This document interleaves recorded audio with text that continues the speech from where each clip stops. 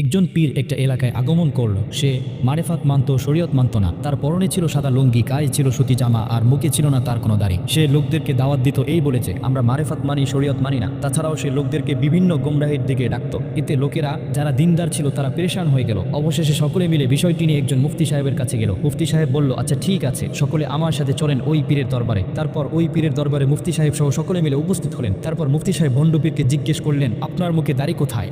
উত্তরে ভণ্ড পীর বলল, দেখুন, আমরা মারেফাতের অনুসরণ করি, শরীয়তের অনুসরণ করি না। আর দাড়ি রাখা এটা শরীয়তের নির্দেশ, মারেফাতের নয়। মুফতি সাহেব লোকদেরকে বললেন পীর সাহেবের লুঙ্গি খুলে ফেলার জন্য। কেরাও প্রস্তুতি নিল। পীর সাহেব ভয় পেয়ে গেল আর বলল, নাউজুবিল্লাহ নাউজুবিল্লাহ, আপনারা এ কি করছেন?